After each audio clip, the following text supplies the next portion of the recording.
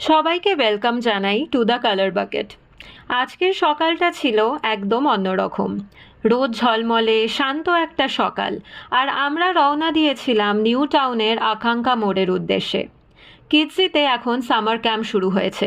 তাদের ইনভিটেশনে আমরা পৌঁছে গেলাম কিডজিতে। কন্ডাক্ট করলাম একটা সুন্দর pottery workshop. The colour bucket team পৌঁছানোর পর থেকেই চারপাশ ভরে উঠেছিল ছোট্ট ছোট্ট মুখের হাসি, উত্তেজনা আর কৌতূহল। মাটির নরম স্পর্শে ছোট্ট ছোট্ট হাতগুলো আজ তৈরি করতে চেয়েছিল নিজের কল্পনার পৃথিবী। ছোট থেকে বড় সকলের মাটি নিয়ে খেলতে খুব ভালো লাগে, আর এই প্রতিক্রিয়াটা কিন্তু খুব একটা কঠিন না। নরম ক্লেটাকে পটারি হুইলের উপর রেখে হুইল ঘুরতে শুরু করলেই হালকা একটা চাপ দিয়ে ধীরে ধীরে তৈরি হয় বিভিন্ন সুন্দর শেপস। আজকের এই ওয়ার্কশপে ছোট্ট ছোট্ট বাচ্চারা, শুরুর দিকে অনেকের হাত একটু কাঁপছিল, কেউ একটু ভয় পাচ্ছিল, কেউ আবার খুব মন দিয়ে দেখছিল কিভাবে ক্লে বদলে যাচ্ছে।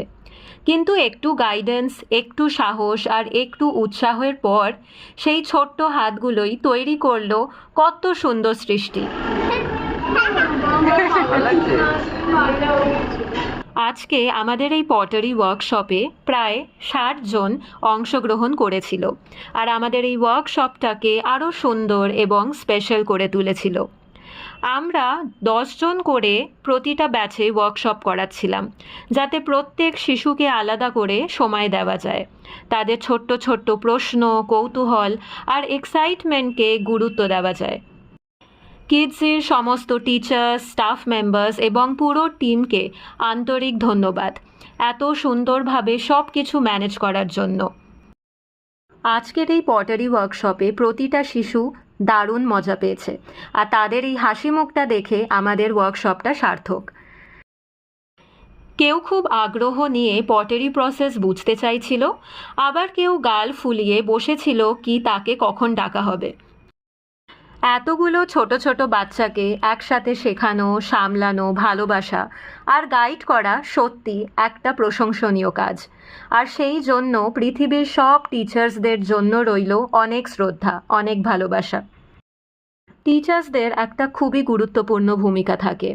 তাদের জন্যই শিশুরা শেখে নিজের ভিতরে ক্রিয়েটিভিটিকে আরও সুন্দরভাবে প্রকাশ করতে।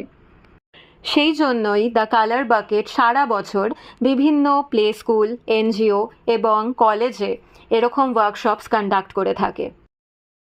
আমরা বিভিন্ন অর্গানাইজেশনের সাথে যুক্ত হয়েও নানান জায়গায়